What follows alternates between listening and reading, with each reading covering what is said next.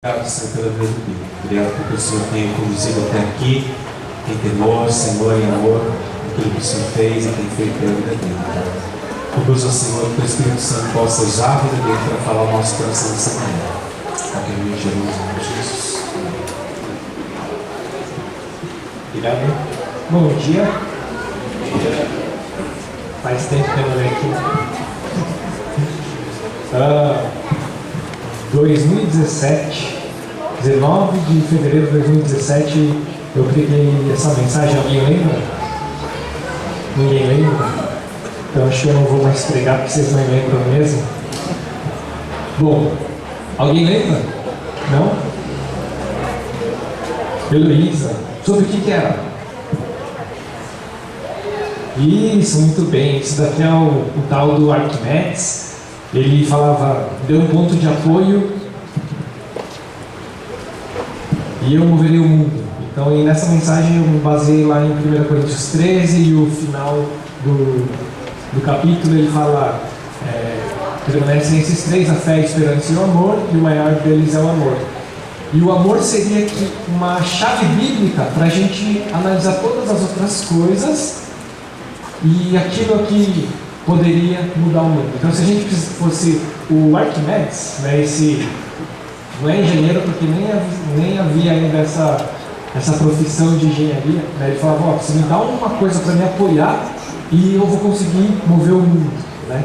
E acho que para os cristãos era esse ponto de apoio, né, que precisaria, no caso aqui seria a pedrinha, ponto de apoio e tal, seria a questão do amor. Mas acho que ainda bem que a Heloísa lembra, né? Cuidado com ela, né? Porque se você fizer alguma coisa, você sabe que ela vai lembrar, né? Tô brincando. Mas e essa semana eu estava refletindo algumas coisas e tal, e me veio à memória esse sujeito, Arquimedes. Ele não só descobriu, desenvolveu o princípio da alavanca, mas ele fez várias e várias outras coisas, né? Dizem os historiadores que na Segunda Guerra Púnica, né, ele defendendo a cidade de Siracusa, ele ganhou uma batalha sozinho contra os romanos. Como? Né? Então, na verdade, dizem que assim, ele desenvolveu várias armas de guerra e os romanos já tinham medo por causa da fama do que esse cara tinha feito, né? E quando eles pararam os navios lá, perto da cidade de Siracusa para invadir, aí um invento desse sujeito chamado Arquimedes, né? Ele usou vários espelhos, né? Na verdade não era assim, eram espelhos planos ainda, porque eles ainda não tinham desenvolvido essa técnica de espelho curvo, concentrando, focando o sol, os raios de luz solares, ele conseguiu botar fogo nos navios dos romanos. Dizem os historiadores que isso aconteceu, dizem alguns físicos que acham que não, porque seria muito difícil. Bom, aí se você prefere o físico ou prefere o historiador, é problema seu, tá bom? Mas assim, como que esse cara fez, né? Ele montou uma quantidade de espelhos, né, apontando para um certo ponto, né, e isso fez com que aquele ponto esquentasse bastante e pegasse fogo. Esse ponto, depois os físicos que desenvolveram melhor a ótica, né, os espelhos côncavos, as lentes tal, foram mais estudadas faz pouco tempo, né, mais ou menos o Arquimedes, ele viveu 200 anos antes de Cristo, né? E quem desenvolveu as leis tal, de óptica que a gente tem hoje, todas bonitinhas, é um alemão chamado Gauss, né? E só que esse cara viveu há pouco tempo atrás, 1855, se não me engano. Então é muito recente, né, as tal. Mas desde lá desse tal de Arquimedes, esse negócio que ele descobriu, e dizem os historiadores que ele conseguiu botar fogo nos navios, é assim: quando você pega vários espelhos e aponta por um ponto, né? É como se você tivesse um espelho curvo, né? E ele aponta, e os raios solares convergem para um ponto. Esse ponto, os físicos chamam de foco. Essa palavra foco vem de focus, que vem de fogo, né? Então, estava certo o Arquimedes lá. Se funcionou o experimento dele ou se foi loroca dos historiadores, aí fica para você decidir, tá bom? Bom, e por que eu fiquei pensando em foco? Né? Foco, a forma com que a gente visualiza e usa algumas ferramentas, né? A Katsui, acho que a última mensagem, né, ela falou assim que a Bíblia, né, ela começa com uma narrativa como se fosse uma história, né, um romance. Começa no princípio, e lá em Apocalipse 22 vai fechar essa história, né, e é uma coisa única, né. Só que a gente sabe que foram vários os escritores, né, da Bíblia, várias pessoas escreveram, mas você consegue ver conexões, né, nas coisas que cada um foi escrevendo, né, e clareando algumas coisas, né. E às quintas-feiras à noite a gente tem o PG, né, um pequeno grupo de estudo, e a gente começou, né, um estudo da Bíblia e tal, e a gente está lá no comecinho, em Gênesis, né. Mas para entender algumas coisas de Gênesis nas conversas, nas discussões do pessoal, aí não, mas lá em Apocalipse, a gente está estudando Gênesis, né, o primeiro livro da Bíblia. Não, mas lá em Apocalipse e tal, tem essa imagem assim, assado, que explica melhor, né, isso que está aqui em Gênesis. Né, então tem sido um tempo muito legal, né, ver isso. Nossa, algumas coisas estão em Gênesis, mas em Apocalipse explica melhor. Ou você vai entender Apocalipse só depois que você entender o que aconteceu em Gênesis, né? E eu fiquei pensando nessas coisas, e o estudo que eu estava preparando para hoje, a mensagem, eu vi esses insights e as mesmas conexões, né? Se você está com a sua Bíblia aí, hoje a gente vai estudar o livro de Efésios, capítulo 5.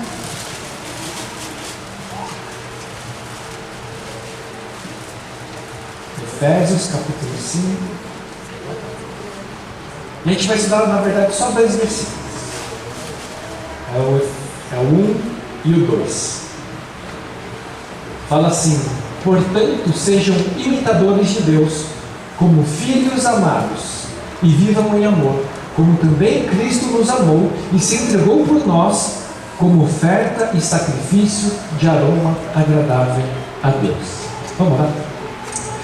Senhor Deus, a gente te agradece, Senhor, porque a gente pode estar aqui te louvando, te adorando, e nesse momento, Pai, ouvindo um pouco mais da tua palavra, Senhor. Pai, tem misericórdia de nós e fala aos nossos corações para que a gente possa entender a mensagem que o Senhor tem para nós, ó Pai.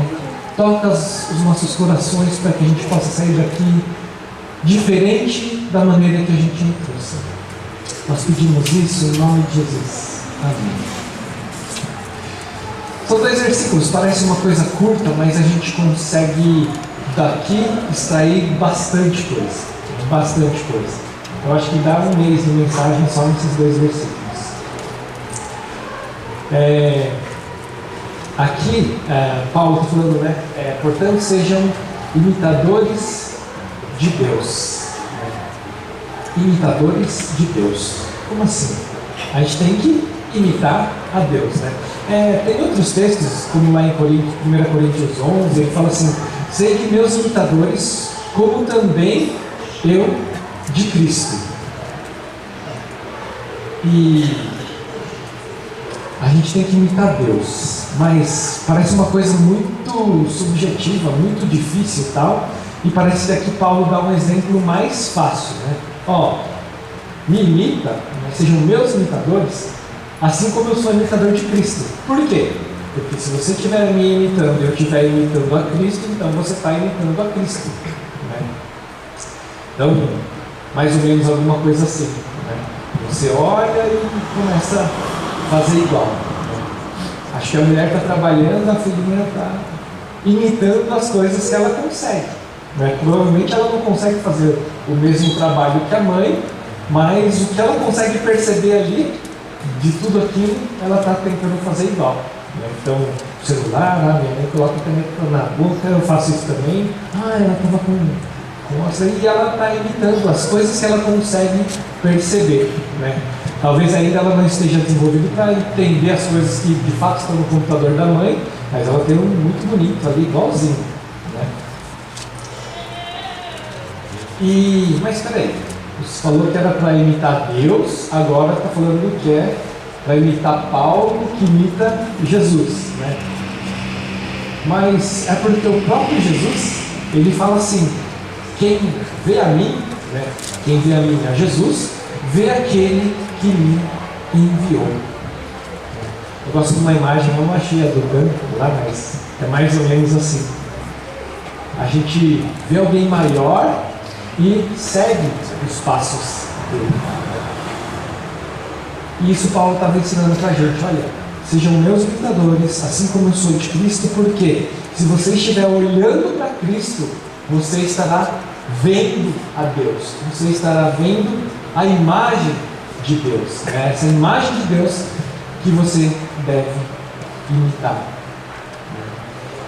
E a imagem de Deus é a imago dele.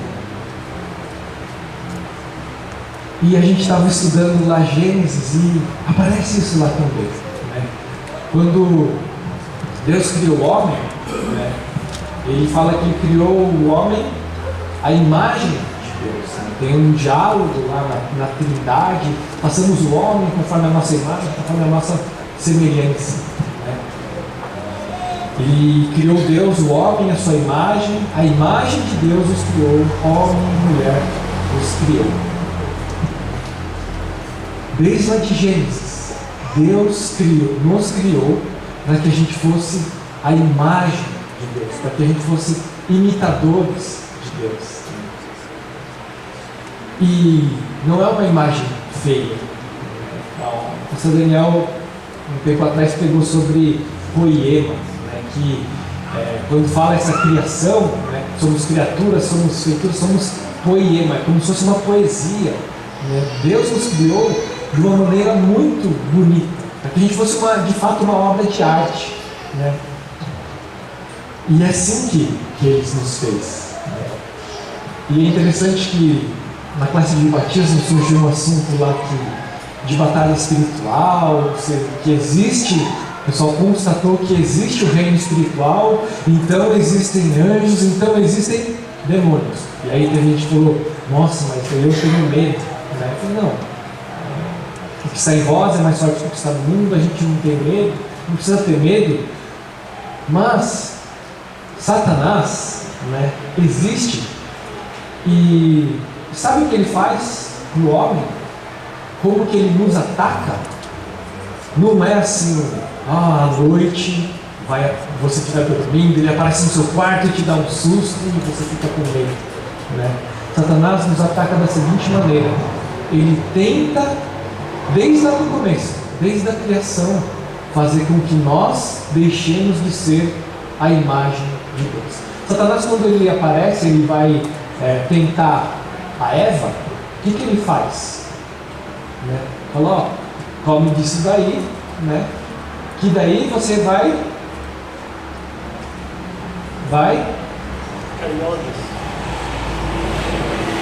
ser como Deus. Você vai, então, deixar de ser a imagem de Deus. Você vai ser como Deus nesse sentido. Né?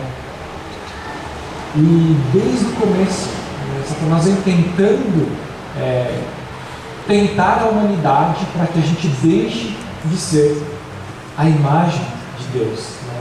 Então é isso que ele vai fazer com você, em diversas e diversas maneiras. Né? A gente precisa ser a imagem de Deus. Né? Você é uma criação especial de Deus. Deus te criou a imagem dele. Você é muito especial, muito especial. Mas às vezes quando a gente entende isso, entende o amor de Deus por nós, a gente acha que a gente é alguma coisa e começa a se achar, e a gente chega às conclusões que a humanidade está chegando hoje, né?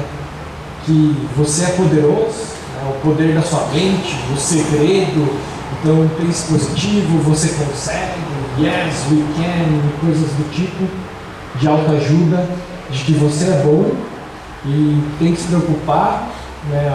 O importante é ser feliz, né? Diz o McDonald's. E você começa a olhar para você, e você esquece desse imago Dei, da qual você foi criado para ser. Só que o texto que a gente leu, ele fala assim, portanto, sejam. Quando tem M, né, é que é para o futuro. Né? Tem gente que usa o M, o ão, né, falando seja, não, é que tem gente que usa assim,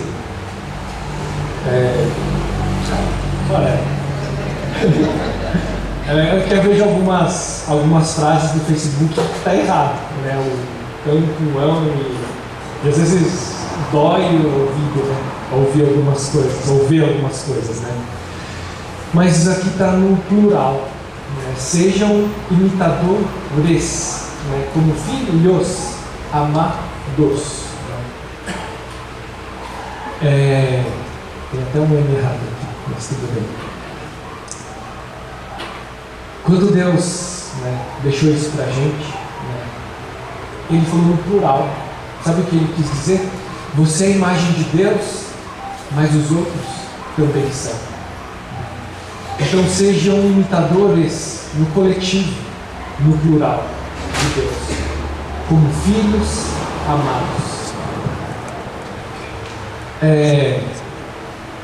Hoje, o que está na moda, você vê o pessoal com o celular e ele vai tirar foto assim, né? Você vê várias fotos que o rosto da pessoa em primeiro plano, depois no segundo plano, alguma coisa que a pessoa queira mostrar. Todo mundo já viu alguma foto desse tipo? Como que chama mesmo? Selfie. Vamos fazer uma selfie. E esse radical da palavra selfie, né, é pro eu, é de onde no inglês vem selfish. Né? O que é selfish? Ele, a professora que vai nos ajudar. Egoísta. Né? Quando você foca em você, quando o foco da sua câmera está em primeiro em você e depois em outras coisas, calma, gente, não vamos falar depois que eu falei que é proibido, a igreja proíbe fazer selfie, não é nada disso. Né? Mas quando você faz isso, né, colocando você em primeiro plano, você talvez esteja sendo selfish, esteja sendo o egoísta num sentido maior, né? Porque você não pode, segundo esse texto, olhar só para você. Né? Nós fomos criados para ser imitadores de Deus, no plural. Então não é só você. Né? Para Deus não interessa só você. Sim, Ele ama você, você foi criado à imagem dEle, mas não só você, mas as outras pessoas também. E a sociedade hoje tem exaltado as coisas que a gente faz, e por isso que você posta no seu Insta, no seu Face, as suas conquistas. Nossa, eu comprei um carro novo, e aí você vai e posta fotos dessas coisas assim, para de alguma maneira mostrar, né, as coisas, as suas conquistas, que você ganhou, você conquistou, você conseguiu, você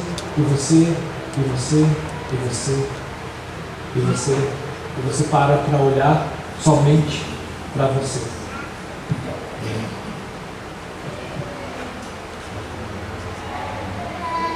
Seguindo o texto, portanto, sejam imitadores de Deus como filhos amados e vivam em amor, como também Cristo nos amou e se entregou por nós como oferta e sacrifício de aroma agradável a Deus.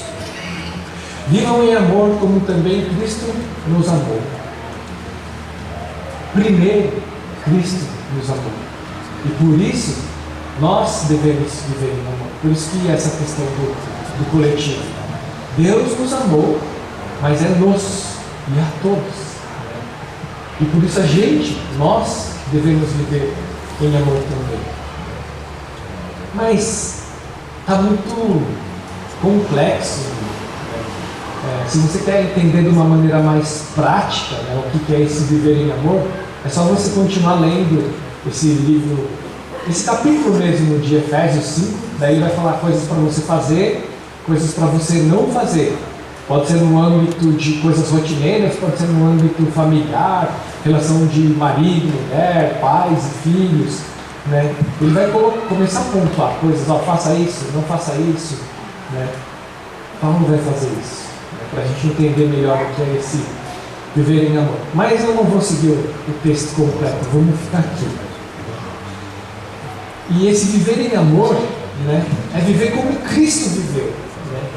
E Cristo, ele se entregou por nós, como oferta e sacrifício de aroma agradável a Deus. Tem diferença entre oferta e sacrifício?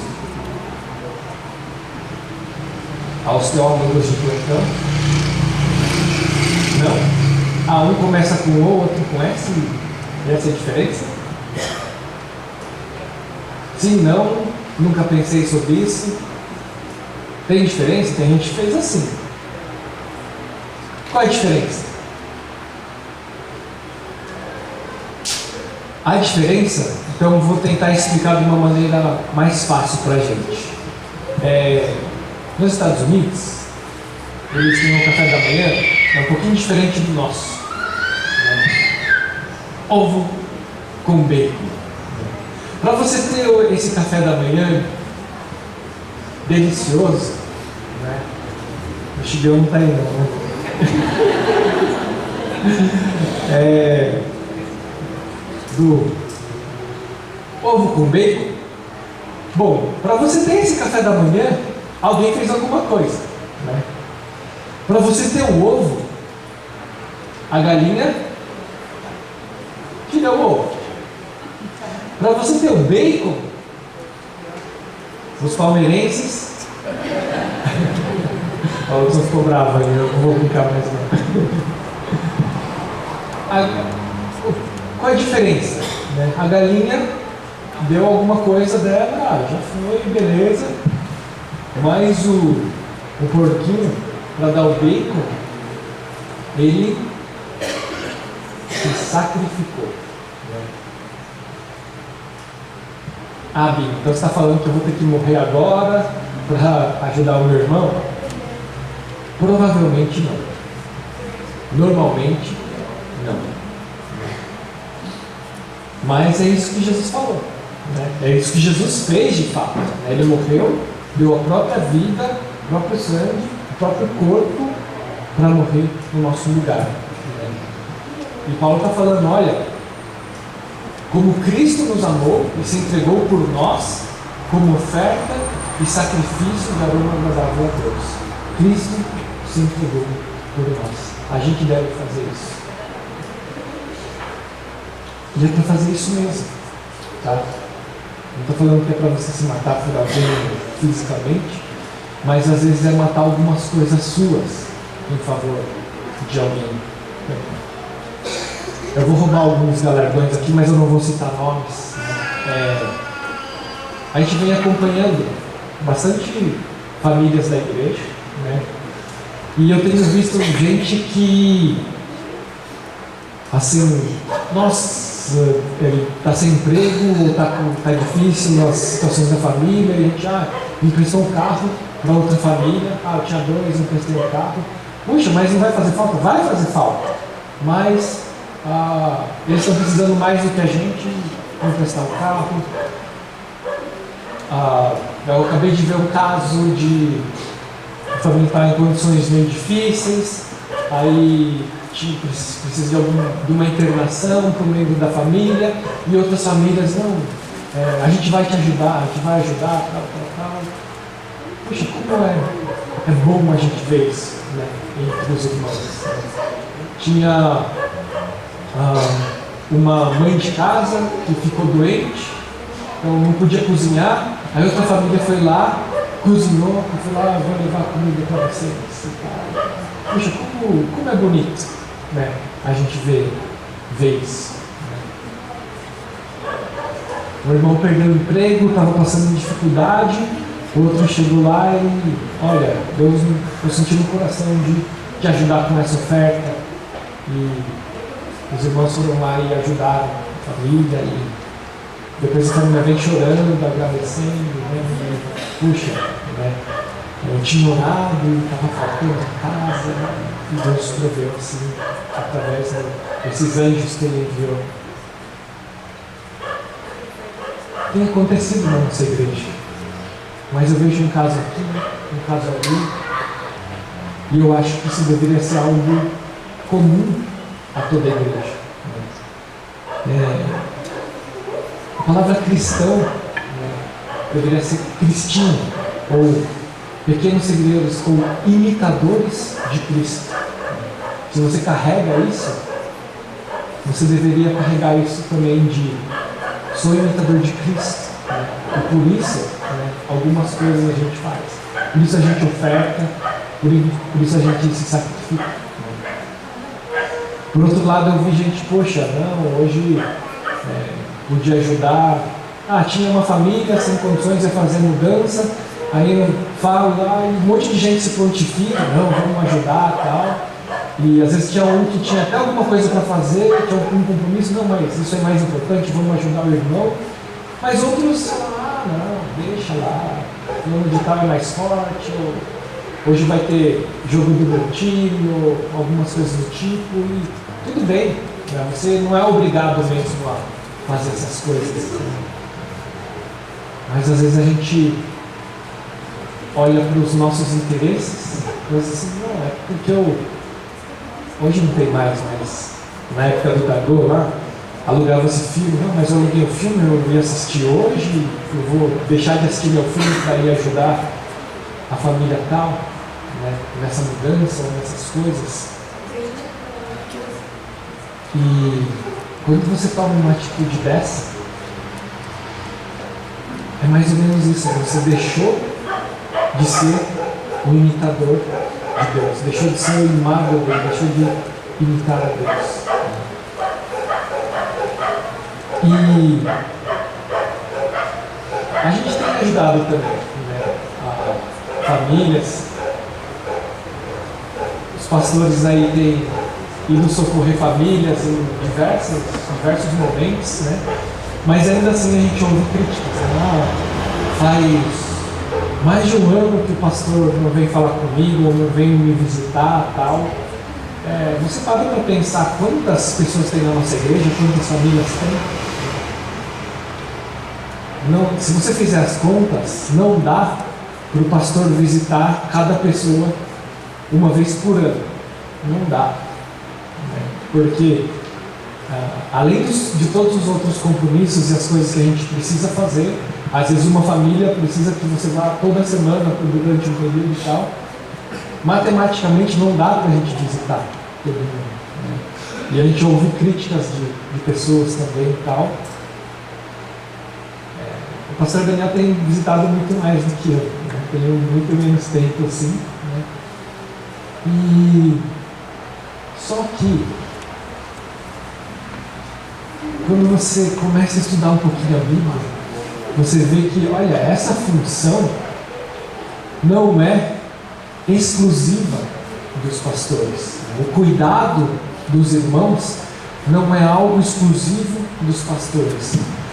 Acho que algumas pessoas da igreja já entenderam. Ele falou, poxa, aquela família lá, a mulher lá está hospitalizada, então não vai poder cozinhar para a família, e essas pessoas foram lá e cozinharam e começaram a ajudar, tal.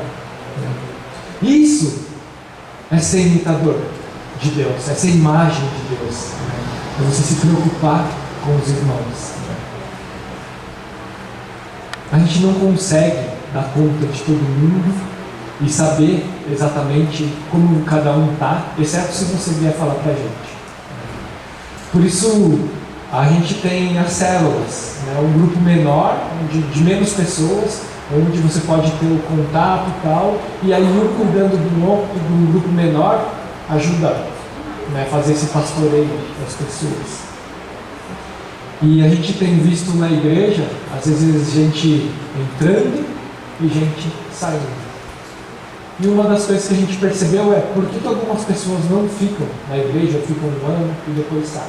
Normalmente, são as pessoas que não estão num grupo pequeno, numa célula, não tem um vínculo maior e não tem esse cuidado. Eu vi famílias que saíram e falaram, poxa, eu fiquei doente, ninguém foi me visitar, nem o pastor, tal. Mas o pastor sabia que você estava doente? Não. Você falou para alguém? Não, mas o pastor deveria saber. Vocês percebem o peso que você está jogando na costa dos pastores e tal? Então, assim, você que está na nossa igreja e não participa de algum grupo pequeno, participe. Pode ser que esse grupo seja aquele mais próximo, que saiba melhor das suas necessidades e pode te ajudar, né, nos momentos de dificuldade, seja orando, seja às vezes até ajudando financeiramente, quando você perdeu o emprego, ou quando você está doente, ou quando você precisa fazer uma mudança. Aí tem irmãos aqui que sempre ajudam, eu empresto meu carro, eu vou ajudar a fazer o carreto. Mas se você não tiver vínculo, né, provavelmente qualquer coisinha que acontecer, você vai sair da nossa igreja. E a gente precisa ser a imagem de Deus. A imagem de Deus para os nossos irmãos.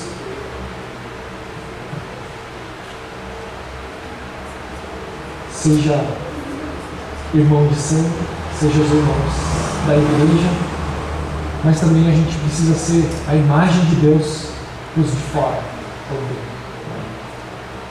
Tem gente da igreja que usa adesivo, né? 100% Jesus, ou algumas coisas falando que é Jesus, mas de repente, lá no trânsito, no momento do nervosismo, não dá um bom testemunho. Né? E talvez seja essa a imagem de Deus distorcida que eles estejam vendo através de você.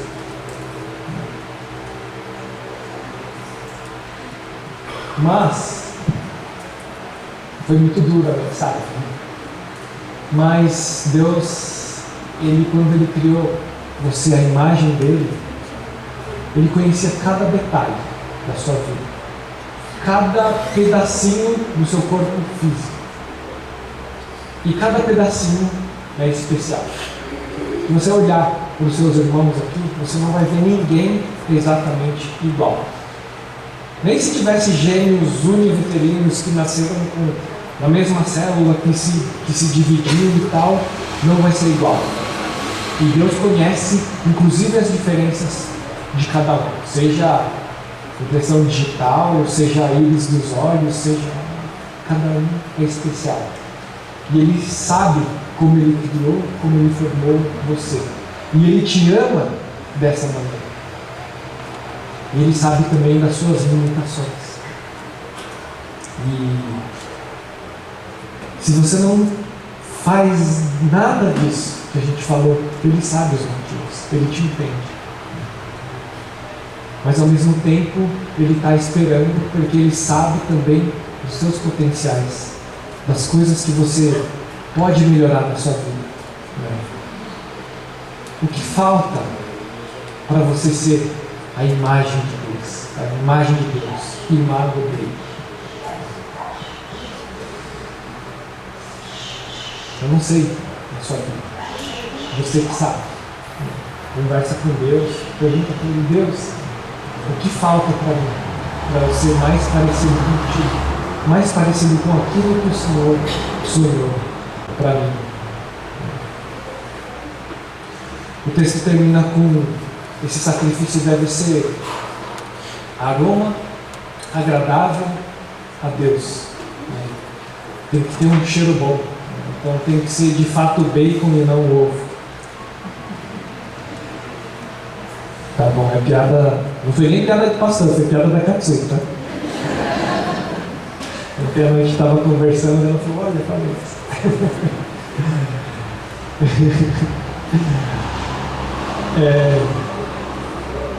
As ofertas, as coisas que você fizer, tem que ser aroma agradável a Deus.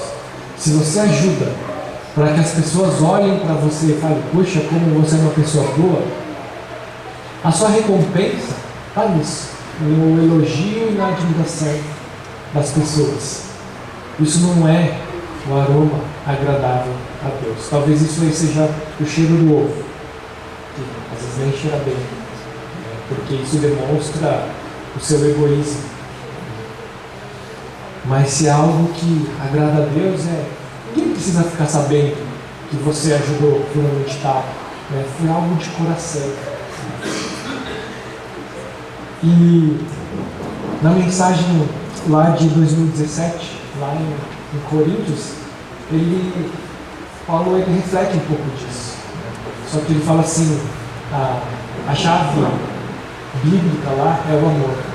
Então, se não tiver amor, nada disso vale. Ainda que você entregue o seu corpo em favor de alguém, se não tiver amor, não vale nada. Não tem valor. Todas essas coisas que a gente está falando aqui, é para que você faça, para que seja agradável a Deus, não para as pessoas, não para você ser admirado pelas pessoas. E às vezes você vai fazer coisas para as pessoas que talvez você até nem goste muito, mas você vê, eu posso ajudar e eu vou ajudar. Seja nas coisas que seja, eu fiz engenharia, então eu tenho facilidade com números e o filho da fulana está tendo dificuldade em matemática, então eu vou separar um tempinho para dar aula disso. Eu não sei, diversas maneiras que você pode ajudar os irmãos, mas você precisa, para você poder ajudar de uma maneira mais efetiva, você precisa conhecer. Dizem que para você conhecer alguém, você tem que comer 1 quilo de sal com a pessoa. Não é para você, então vamos abrir um pacote aí e vamos comer. Mas na verdade são as porções que você vai dividindo da comida com essa pessoa e tal, e aí você vai ter uma intimidade com a pessoa. Se você não tiver pessoas daqui com as quais você tem vínculo, provavelmente depois de algum tempo você vai sair. Pode ter um louvor gostoso, pode ter bons pregadores que te agradam, mas de alguma maneira você vai sair. Você precisa criar vínculos. Quando a liderança da igreja pensou nesse retiro, é justamente para isso, para que você vá lá, conheça melhor, passe um tempo e aí você sabe as dificuldades que o outro está passando, e isso vai gerando esses vínculos. No INES a gente acabou de ter um retiro no carnaval, e tinha um rapazinho que ficava quieto lá e ninguém conhecia, sabia o nome e tal, às vezes ele ia trocar os slides e ninguém conhecia. Mas depois do retiro, todo mundo já colocava apelido nele, e todo mundo, poxa, eu não sabia que ele falava. E o moleque era tagarela assim tal, e gostoso de conversar tal, e as pessoas puderam conhecer. Talvez no retiro você possa conhecer melhor as famílias, e de fato, poxa, eu posso ajudar essa família dessa maneira, seja com o meu tempo, seja com o meu esforço de ajudar fisicamente, seja contribuindo financeiramente com essas famílias e tal. Você foi criado à imagem de Deus e foi criado para ser a imagem de Deus. Será que você está sendo? Vamos lá. Senhor Deus, a gente agradece porque a gente pode estar aqui na tua casa, te louvando, meditando sobre a tua palavra. Pai, mas a gente também, ao se deparar com ela, a gente vê que de fato a gente normalmente é egoísta e procura os nossos interesses ao invés de buscar o interesse dos nossos irmãos, e ver as reais necessidades daqueles que estão ao nosso redor.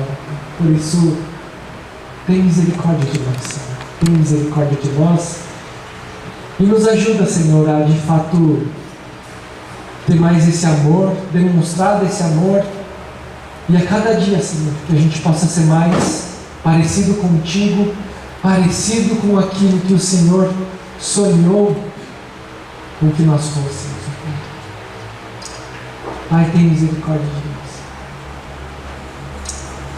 Ajuda-nos, Senhor, a de fato colocarmos essas coisas em prática, Senhor. Se nós oramos em nome de Jesus. Amém.